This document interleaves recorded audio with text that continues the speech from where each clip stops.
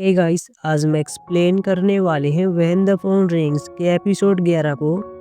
अगर आपने पिछले एपिसोड नहीं देखे हैं तो लिंक आपको डिस्क्रिप्शन में मिल जाएगा। एपिसोड की शुरुआत 3 साल पहले से होती है। ये शादी वाला दिन होता है। यहाँ पर हम हीजू को देखते हैं, साथ में सयून होता है। दोनों घर पर आते हैं। सयून यहाँ पर पानी पी रहा होता है और हीजू इसको देख रही होती है। सयून हीजू को पानी पीने के लिए नहीं कहता। हीजू बाद में बेडरूम में आती है और यहाँ पर ऐसी देख रही होती है। सयून यहाँ पर इसके पास मैसेज करता है और कह रहा था कि यहाँ से ये बेडरूम तुम्हारा है, तुम यहाँ पर रह सकती हो, लेकिन मैं तुम्हारे साथ नहीं रहूँगा, मैं अलग रूम में रहूँगा। तुम्हें मेरे लिए कुछ भी करने की जरूरत नहीं है। हम यहाँ पर सयून को देखते भी हैं जो कि अलग रूम में होता है। सुबह सयून काम पर जा रहा होता है, लेकिन पास में हीजू को देखता है जिसने इसके लिए ब्रेकफास्ट तैयार कर लिया था। सयून इसके पास आता है और कह रहा था कि तुम ये सब क्या कर रही हो, मैंने तुम्हें पहले ही बता दिया था कि तुम मेरे लिए कुछ भी मत करो, तुम्हें ये सब करने की कोई जरूरत नहीं है। मुझे नहीं पता कि मैं काम से कब वापिस आऊँगा, इसलिए मेरी वेट मत करना। बाद में सयून चला गया था। साथ साथ में प्रेजेंट वाला सयून यह बात बता रहा होता है कि काश मैं तुम्हें बता पाता कि मुझे तुम्हारे साथ रहने में कंफर्ट फील होता है और मैं बहुत ही हैप्पी हूँ कि तुम मेरी पत्नी बनी। अब सयून रात को घर पर आता है और यहाँ फ्रीजू को देखता है। सयून यहाँ फ्रीजू के पास आता है और कह रहा होता है कि क्या तुम मुझसे शादी करके हैप्पी हो या फिर नहीं हो। अगर तुम शादी करके हैप्पी हो तो धीरे धीरे करके एक दूसरे को अच्छी तरह से जानेंगे। क्या तुम इसके लिए तैयार हो? हीजू भी यहाँ पर हाँ भरती है। प्रेजेंट वाला सयून साथ में कह रहा होता है कि काश मैं अपनी लाइफ को तुम्हारे लिए डेडिकेट कर पाता, ऐसा करने पर हम प्यार और खुशी से रहते, लेकिन मैंने ऐसा नहीं किया और इसकी कीमत अब मैं चुका रहा हूँ। फिर हम प्रेजेंट वाले सीन को देखते हैं। ये सीन वही होते हैं जो हम पहले देख चुके हैं। सयून के पास किडनैपर कॉल करता है और कह रहा था कि हीजू मेरे पास है। बाद में सयून गाड़ी में बैठ गया था और हीजू से बात की थी और कहा था कि मैं तुम्हारे पास आ रहा हूँ, लेकिन हीजू मना कर देती है और यह कहती है कि रहने दो, मैंने तुमसे पहले ही कहा था कि मैं एक बार के लिए तुम्हारी हेल्प करना चाहती हूँ, तुम्हारी रक्षा करना चाहती हूँ, और अभी वही मोमेंट है जहाँ पर मुझे ऐसा करना चाहिए। बाद में किडनैपर से कहती है कि अब तुम उसे कभी चोट नहीं पहुँचा सकते। बाद में गाड़ी को फुल स्पीड से ऐसे ले जाती है और रेलिंग सेट करवा देती है। सयून बाद में हीजू की लोकेशन ट्रैक कर रहा था और एक जगह पर आ गया था, लेकिन यहाँ पर हीजू नहीं होती। बाद में इसके बाद डिटेक्टिव कांग कॉल करता है और कह रहा था हमें कुछ मिला है। सयून बाद में इनके पास आ गया था। पुलिस पहले से यहाँ पर आई हुई थी। सयून कांग से बात कर रहा होता है और कह रहा था तुम्हें क्या मिला है। कांग कह रहा होता है कि गाड़ी रेलिंग सेट कर आ गई थी और पानी में गिर गई होगी। बाद में हीजू के हिल्स को दिखा रहा होता है। इसके बाद ये गाड़ी लेकर इल्क्यूम आ गया था। साथ में योनी होती है और यहाँ पर ने भी होती है। ये भी पूछ रहे थे क्या हुआ है, क्या हीजू पानी में गिर गई है। यहाँ पर साथ में योंग भी आता है। इल्क्यूम इससे लड़ाई करने लगता है और कह रहा था कि वो कहाँ पर है, तुम्हें उसे खुला नहीं छोड़ना चाहिए था। योंग कहता है तुम कैसी बकवास कर रहे हो, मुझे नहीं पता कि वो कहाँ पर है। इल्क्यूम कह रहा होता है कि जब उन्होंने मुझे धोखा दिया था तभी ने बोलती है और यह कहती है कि अब एक दूसरे को ब्लेम करना बंद करो, तुम्हें कब से अपने बच्चों की चिंता होने लगी, हमें पहले हीजू को ढूंढना होगा। बाद में सयून कुछ देखता है और गाड़ी के पास आता है, लेकिन यहाँ पर कोई नहीं होता। कांग कह रहा था क्या हुआ है। सयून कह रहा होता है कि मेरी माँ क्यूजिन यहाँ पर नहीं आई है। अगले में कांग को दिखाया जाता है जो सीसीटीवी कैमरास को देख रहा होता है। बाद में सयून के पास कॉल करता है और कह रहा था कि यहाँ पर मेमोरियल सर्विस में जितने भी कैमरे थे हमने उनकी जाँच की है, लेकिन यहाँ पर क्यूजिन नहीं है। हमने पास की गाड़ियों के डैश कैम कैमरे की जाँच की है, लेकिन वो नहीं मिली।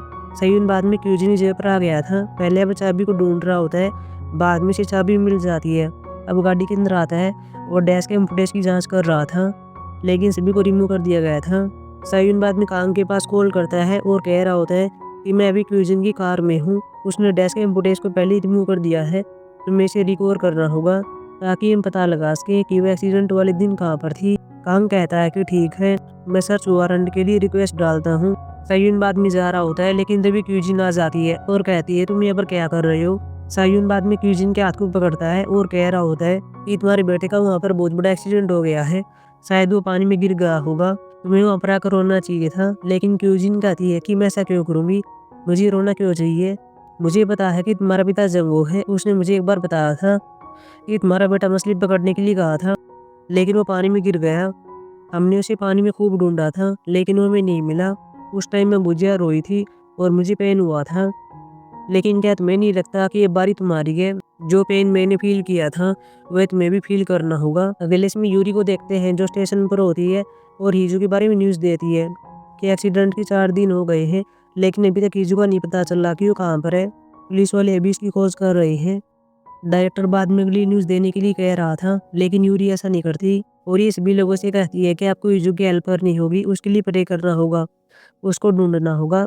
अगले इसमें यूरी को देखते हैं, साथ में संगू होता है। संगू यहाँ पर यूरी से कह रहा होता है, क्या तुम ठीक हो? यूरी कहती है कि मैं ठीक हूँ, मेरे पास काफ़ी एनर्जी है। संगू पहले वेदर के बारे में बात कर रहा था और बाद में यह कहता है कि तुमने मुझे पूछा क्यों नहीं कि क्या मैं जानता था कि ये जो सयून की वाइफ है। यूरी कहती है तुमने कहा था कि ये किसी की प्राइवेट लाइफ है, इसलिए तुम मुझे नहीं बता पाए थे। संगू इसके लिए सॉरी कह रहा होता है। यूरी कहती है तुम सॉरी क्यों कहोगे, सॉरी तो हिजू कहना चाहिए, पता नहीं मैं उसका सामना कैसे करूँगी। बाद में गॉड से प्रे कर रही थी। संगू बाद में कह रहा होता है कि हिजू बोल भी सकती है। यूरी कहती है क्या सच में? संगू यहाँ पर हाँ भरता है और कह रहा था कि उसकी आवाज़ बहुत ही अच्छी है। यूरी कहती है कि फिर हमें इसे जल्दी ढूंढना होगा ताकि मैं उसकी आवाज़ को सुन सकूं। अगले सीन में पुलिस वालों को दिखाया जाता है जो हिजू को ढूंढ रहे थे। हम यहाँ पर यह भी देखते हैं कि अब रियंगू होता है, साथ में इसकी टीम होती है, यहाँ पर जिन भी होती है। ये सभी यहाँ पर वॉलंटियर काम कर रहे थे और हिजू को ढूंढने वाले थे। बाद में यहाँ पर यूरी और संगू आते हैं। ये दोनों कहते हैं कि हम लेट हो गए हैं, इसके लिए सॉरी, वैसे आज भी तुम सभी यहाँ पर हो। जिन कहती है कि कोई बात नहीं है, मैं इसके लिए तुम्हारी आभारी हूँ। यूरी कहती है कि सयून कहाँ पर है? ये कहते हैं कि उसके पास एक कॉल आई थी और वो चला गया है। अगले सीन में सयून को दिखाया जाता है जो हिजू के सामान को देख रहा होता है, साथ में किडनैपर का भी सामान होता है। डिटेक्टिव कांग इसके पास आता है, एक फ़ोन को दिखा रहा होता है और कह रहा था कि इसको आइडेंटिफाई कीजिए, ये क्या ये हिजू से बिलोंग करता है। सयून बाद में फ़ोन को देख रहा होता है और कह रहा था कि हाँ ये हिजू का है। कांग कह रहा था कि वहाँ पर एक डैम है, ये फ़ोन में वहीं पर मिला था। अगर हिजू हमें वहाँ के आसपास के इलाकों में नहीं मिलती है तो हम कह सकते हैं कि उसकी ज़िंदा रहने की दर बहुत ही कम है। तभी सयून इसको रोक लेता है और कह रहा था कि जब उसकी डेड बॉडी मिलेगी तब हम इसके बारे में बात करते हैं, लेकिन इससे पहले हमें हिजू को ढूंढते रहना होगा। वैसे वारंट का क्या हुआ, क्या वो अप्रूव हो गया है? लेकिन कांग कहता है कि नहीं, मेरे पास भी कॉल आई थी, वारंट की रिक्वेस्ट को रिजेक्ट कर दिया गया है, हमारे पास कोई सॉलिड एविडेंस नहीं है। वैसे भी ऐसा प्रेसिडेंशियल कैंडिडेट से रिलेटेड है, मुझे नहीं लगता कि ऐसा आसान होने वाला है। सयून कह रहा होता है कि वारंट की रिक्वेस्ट को फिर से भेजो, मेरे पास एक तरीका है जिससे ये अप्रूव हो सकता है। अगले सीन में योंग को दिखाया जाता है जो प्रेस कॉन्फ्रेंस कर रहा होता है और यहाँ पर यह बताता है कि ये 24 साल पहले की बात है, जब मेरा बेटा अपने ग्रांडपा जो कि जंगो है उसके साथ मछली पकड़ने के लिए गया था, लेकिन हमें बताया गया कि वो पानी में डूब गया था। हमने बाद में उसकी जांच भी की थी, लेकिन उसकी डेड बॉडी हमको नहीं मिली। लेकिन उसी जगह पर एक लड़का बड़ा हुआ था जो कि सायोन था और हमने उसे अपना लिया था और शायद यही हमारा फॉर्चूनेट है। यूजिन यहीं पर होता है और कह रहा था कि ठीक है, लेकिन अब आपका बेटा वापिस आ गया है, वह अपने पेरेंट्स को पाने की बजाय सायोन से बदला क्यों ले रहा है? योंग कहता है कि मेरा बेटा इनोसेंट है, उसने किसी को नहीं मारा है, उसने जो किडनैप नहीं किया है। लेकिन यूजिन चिल्लाता है और कह रहा था कि सच नहीं है, उसने सब काम किए हैं और ऑर्फनेज में जो बच्चे गायब हुए थे आपके बेटे ने उन्हें मार दिया था। बाद में रिकॉर्डिंग को सुना रहा होता है। अब हम देखते हैं कि इसे रिकॉर्डिंग कहाँ से मिली है। यह पहले जेल में दोजे से मिलने के लिए आया था और इसका इंटरव्यू लिया था। दोजे बता रहा होता है, साथ में पास्ट के सीन को देखते हैं। दोजे कह रहा होता है कि मैंने पहली बार उसको देखा था। अब दोजे अपने काम पर आ रहा होता है और यहाँ पर किडनैपर होता है जिसको सिक्योरिटी गार्ड बाहर ला रहे थे। दोजे पूछ रहा था क्या हुआ है, सिक्योरिटी गार्ड कह रहा होता है कि ये सायोन से मिलना चाहता है। किडनैपर बाहर होता है और चिल्ला रहा होता है और कह रहा था कि मैं सायोन को मार डालूंगा।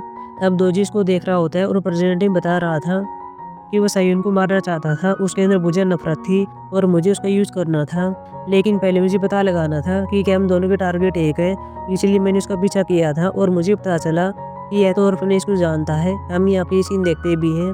दोजी ने बाद में फोटो ले ली थी और किडनैपर के पास सेंड किया था और कहा था तुम कौन हो और तुम सायोन को क्यों मारना चाहते हो। बाद में दोजी आगे बताता है कि कैसे जंगल उसे पानी में डुबा दिया था और वैसा बन गया था, लेकिन यह सब झूठी बातें हैं। उसने ऑर्फनेज के 3 बच्चों को मार दिया था। योंग अपने आदमी से इशारा कर रहा होता है और यह सब बंद करने के लिए कहता है।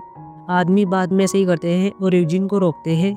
यूजिन कह रहा था तुम्हें जो कुछ भी करना है कर लो, लेकिन यह सब पुलिस के पास पहले जा चुका है। बाद में यहाँ पर कांग और इसकी टीम आ गई थी और यहाँ पर यूजिन को अरेस्ट करती है और यह कहती है कि आप हिजू के केस में सस्पेक्ट हैं, इसलिए आपको हमारे साथ चलना होगा।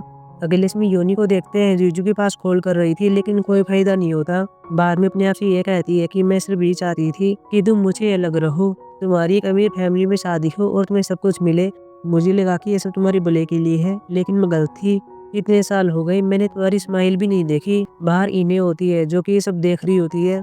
इन्हें बाद में इल्की उनके पास आती है और चिल्लाती है और ये कहती है कि आपको कुछ करना होगा, आप कुछ क्यों नहीं कर रहे हो? क्या आपको इस बात का डर लग रहा है कि आपने 20 साल पहले जो जंगों के साथ डील की थी वो एक्सपोज हो जाएगी?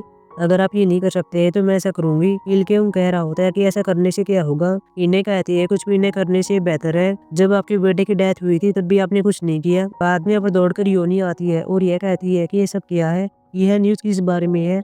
यूजिन को हत्या करने के लिए अरेस्ट कर लिया गया है। यूजिन ने किसको मारा है? क्या वो हिजू है? अगले इसमें कांग को दिखाया जाता है जो कि यूजिन से पूछताछ कर रहा होता है कि यूजिन यह कहती है कि तुम मुझे यहाँ पर लेकर क्यों आए हो? क्या मैंने किसी को मार दिया है? क्या तुम्हारे पास डेड बॉडी है? मैं तुम पर डिफेमेशन का केस कर सकती हूँ और तुम्हें नौकरी से निकाल सकती हूँ।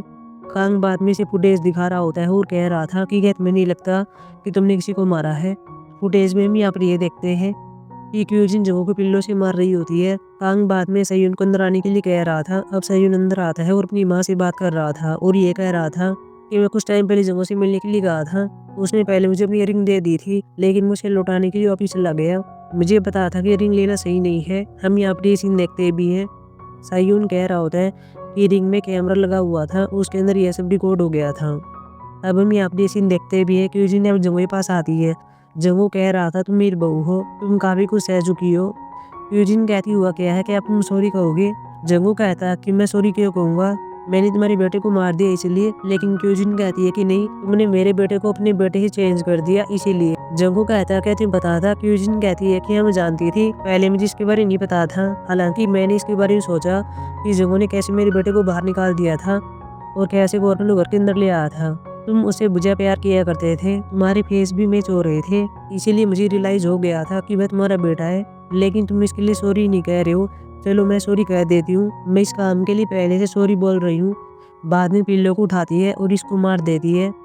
सयून क्यूजिन से कह रहा होता है कि मैं इस बात के बारे में पहले से जानता था कि तुमने जंगों को मारा है।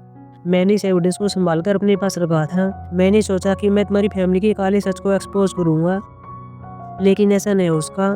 मुझे अब ईजू को बचाने के लिए इसको एक्सपोज करना होगा। लेकिन ऐसा होने से पहले तुम मुझे बता सकती हो कि ईजू कहाँ पर है? क्या तुमने उसका किडनैप किया था? पुलिस वालों को तुम्हारी गाड़ी का डैश कैम कैमरे के फुटेज पहले ही मिल चुके हैं और वे इसे रिस्टोर कर रहे हैं। उन्हें जल्दी तुम्हारे बारे में पता चल जाएगा, इसलिए मुझे बता दो ईजू कहाँ पर है।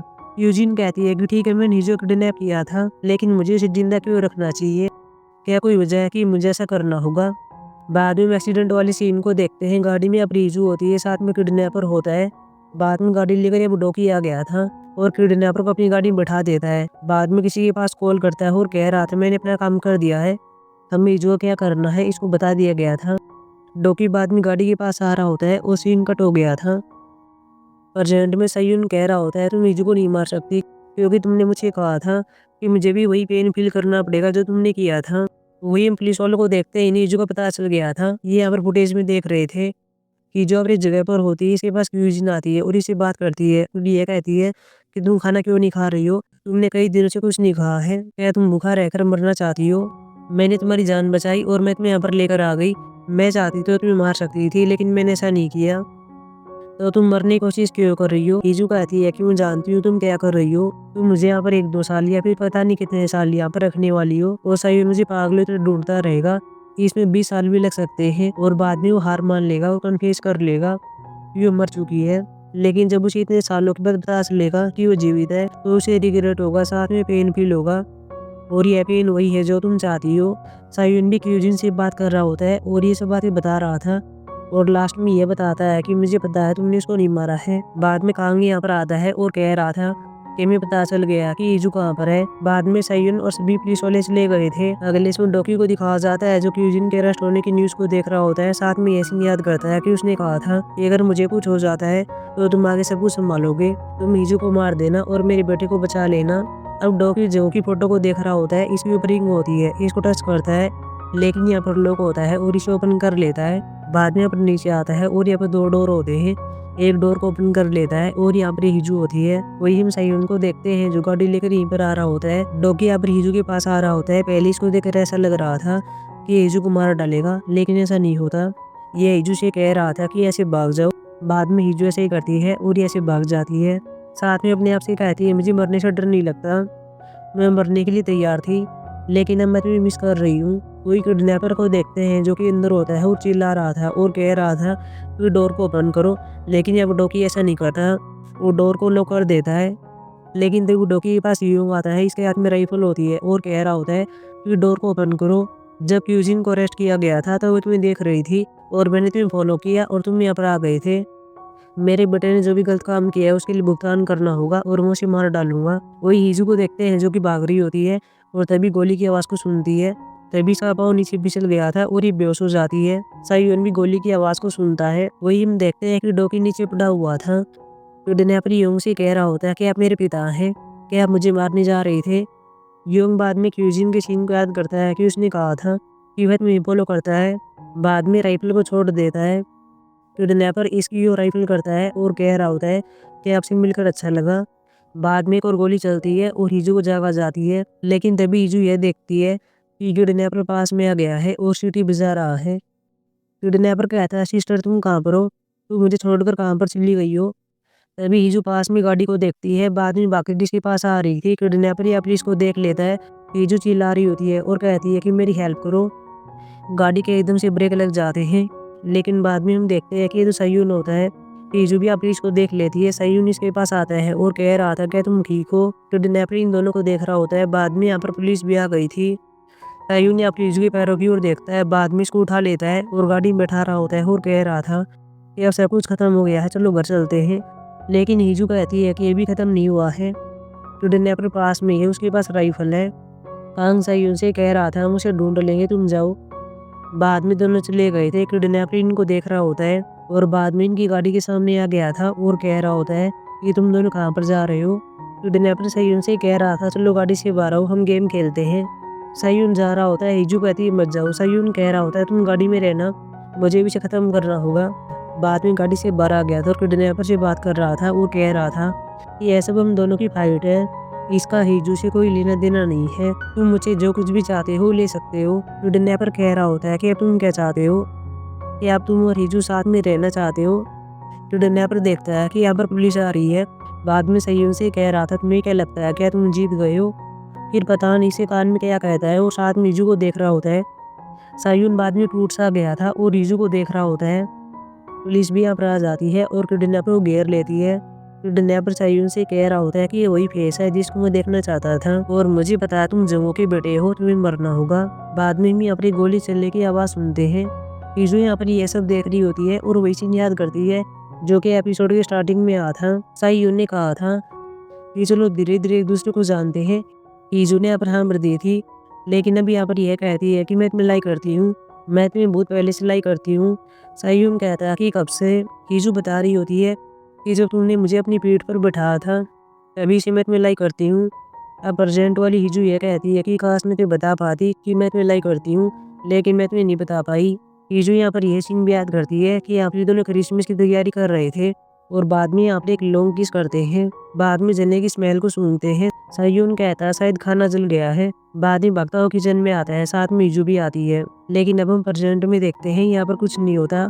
यहाँ पर हीजू के लिए बैठी हुई थी और अपने आप से यह कहती है कि अब सब कुछ चला गया है और मुझे इसका फिर से रिग्रेट है।